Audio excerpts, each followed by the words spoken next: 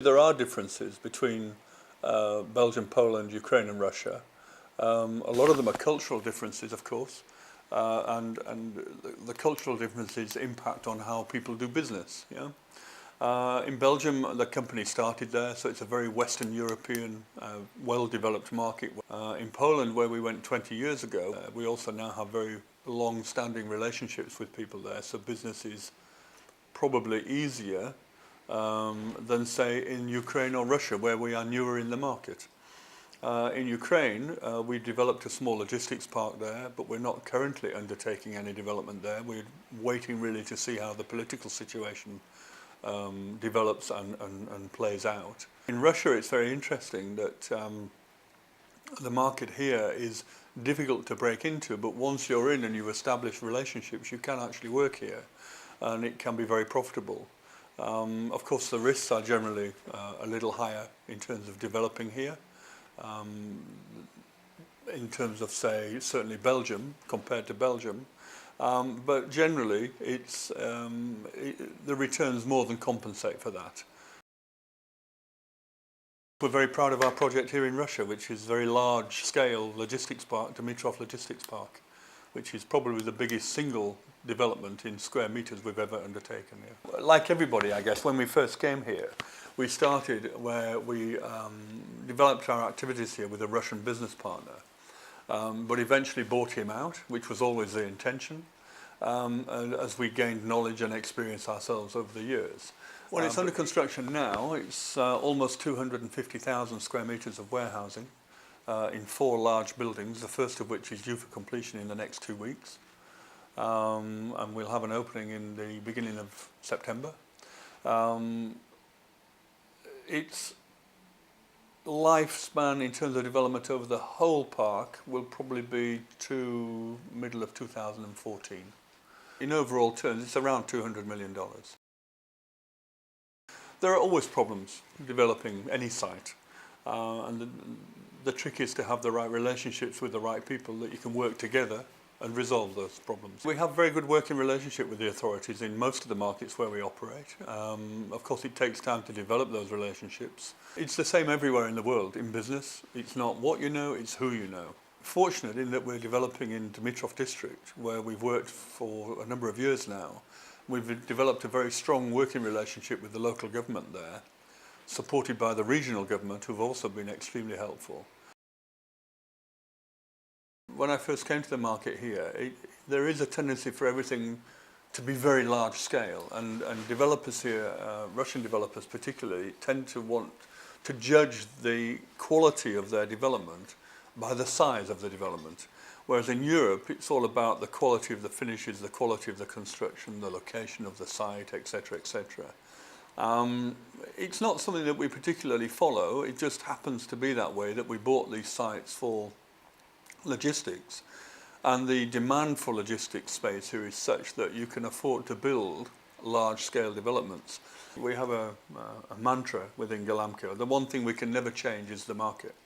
We have to respond to the market, so that's what we do. Our activities generally, we tend to concentrate anyway on capital cities. So we are always most represented in terms of our businesses in capital cities. Russia itself tends to be much more centred around Moscow than, say, the UK is around London, but mainly because it's an emerging economy, and it's because of the past where everything was very centralised under the old system. You know, it's a natural development that Moscow still has this enormous gravitational pull towards everything happening here. In terms of our activity here, we're very happy to be involved in Moscow and the Moscow region. I don't see us becoming involved in the regions, certainly not in the foreseeable future, because the logistics of managing a business in the regions is so difficult, and also the returns are not that much greater than they are in the Moscow region. Russia is an interesting market. People tend to assume that it's very behind the curve in terms of what Europe is doing. But there are a lot of people here who are pushing the boundary all the time of what's acceptable standard for development. A lot of good developers here, Russian and foreign, and a lot of occupiers who are demanding that the space meets European standards. To make profit, we have to attract tenants, and to attract tenants of the right calibre, we have to have buildings which are properly developed to the right standard. It's very important to us because it's important to our occupiers. We have some occupiers who even come to us say they won't even look at a building unless it's BREEAM certified.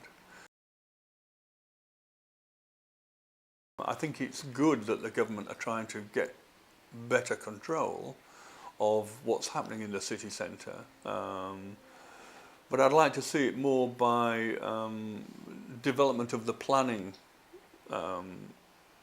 situation or the planning regime, rather than just a straight prohibition of development. You have to be very careful how it's done. And what they don't want to do is to prevent people from developing here, because a lot of people still want to have businesses in the city centre. And if they can't find offices, then office rents will just continue to rise and rise. And Moscow is already one of the most expensive cities in the world for offices.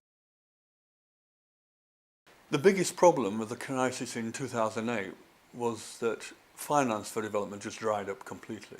Here, for example, we just stopped our project for almost 2 years, like everybody else. And we stopped a lot of other projects also in Belgium and Poland. But the market has recovered to some extent. And we found, in fact, that, again, the Russian banks were leading the way here in terms of getting back to the point where they will offer finance for development. And in fact, we have our present development is financed by a Russian bank here. At the moment, our focus is very much on warehousing, because that's the market we've chosen to develop. It's a period of consolidation. We have a lot of land in our company where we've bought sites over the years, which we need to develop in Poland. We still have some land in Ukraine. We have land here. We have lots of sites in Belgium. At the moment, it's about looking after what we have in this turbulent world.